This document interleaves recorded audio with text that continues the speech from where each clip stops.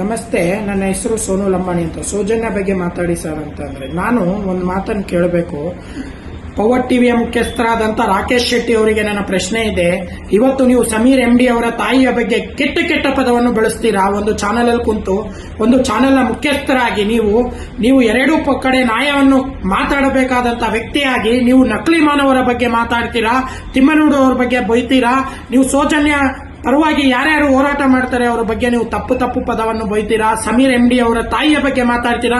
ಸ್ವಾಮಿ, Sameer MD ಅವರು ಒಂದು ಹೆಣ್ಣು, ನಿಮ್ಮ ಮುಖ್ಯಸ್ಥರಾದಂತ ಪವರ್ ಟಿವಿಯ ಮುಖ್ಯಸ್ಥರಾದಂತ ನಿನ್ನ ತಾಯಿಗಳ ಒಂದು ಹೆಣ್ಣಾಗಿರ್ತಾರೆ.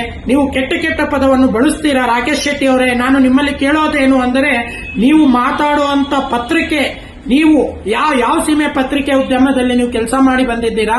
ಇವತ್ತು ದುಡ್ಡಿದ್ರೆ ಸ್ಯಾಟಲೈಟ್ ಚಾನೆಲ್ ಕಟ್ಟಿಬಿಟ್ರೆ ನೀವು ಯಾರು ಬೇಕಾದ ಬಗ್ಗೆನೂ ನೀವು ಮಾತಾಡುವಂತ ನೈತಿಕತೆ ನಿಮಗೇನಿದೆ? ನಾನು ನಿಮ್ಮಲ್ಲಿ ಕೇಳೋದೇನು ಅಂದ್ರೆ, ತಿಮ್ಮರುಡಿ ಅವರಾಗಿರ್ಬೋದು, ಇವತ್ತು ಸಮೀರ್ MD ಅವರಾಗಿರ್ಬೋದು, ಇವತ್ತು ನ್ಯಾಯದ ಪರವಾಗಿ ಹೋರಾಡ್ತಿದ್ದಾರೆ, ಸೌಜನ್ಯ ಪರವಾಗಿ ಹೋರಾಡ್ತಿದ್ದಾರೆ.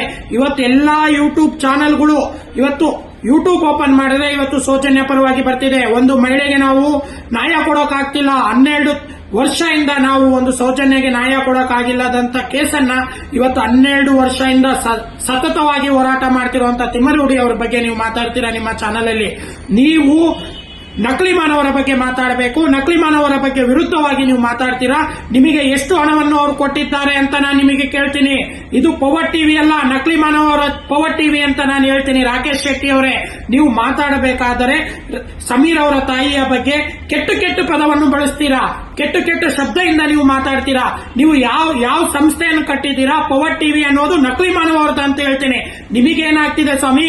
ಇವತ್ತು ನೀವು 100-150 ಯೂಟ್ಯೂಬರ್ಸ್ಗಳನ್ನ ನೀವು ಕೋಟಿಂದ ಅಷ್ಟೇ ಆರ್ಡರ್ ತರುವಂತ ನೈತಿಕತೆ ನಿಮಗೇನಿದೆ? ನೀವು ತಪ್ಪೇ ಮಾಡಲಿಲ್ಲ ಅಂತ ಅಂದಮೇಲೆ ದೈವ ಮಾನವರಾದಂತ ಇದೇ ನಕಲಿ ಮಾನವರು, ದೈವ ಮಾನವರು ಅಂತ ಹೇಳುವಂತ ಧರ್ಮಸ್ಥಳದಲ್ಲಿರುವಂತ ಭ್ರಷ್ಟರು ಇವತ್ತು ಎಷ್ಟು ಹೆಣ್ಣು ಮಕ್ಕಳ ಪಾಪದ ಕೊಡ ತುಂಬಿದೆ.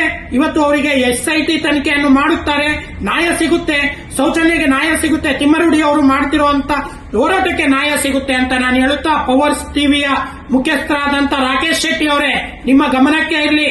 ನೀವು ಸಂಸ್ಥೆ ನಡೆಸ್ತಿರಬಹುದು, ಒಂದು ಮೀಡಿಯಾ ಚಾನೆಲ್ ನಡೆಸ್ತಿರಬಹುದು, ಸ್ಯಾಟಲೈಟ್ ಚಾನೆಲ್ ನಡೆಸ್ತಿರಬಹುದು. ಹಾಗಾದರೆ ನೀವೇನು ಬೇಕಾದರೂ ಮಾತಾಡುವಂತ ನೈತಿಕತೆ ನಿಮಗಿಲ್ಲ. ಒಂದು ಹೆಣ್ಣು ಬಗ್ಗೆ ನೀವು ಮಾತಾಡ್ತೀರಾ, ಒಂದು ಹೆಣ್ಣು ಬಗ್ಗೆ ಹೆಡ್ಲೈನ್ಸ್ ಅಲ್ಲಿ ಬರೀತೀರಾ. ನಿಮಗೆ ಯಾರು ಈ ನೈತಿಕತೆ ಕೊಟ್ಟವರು?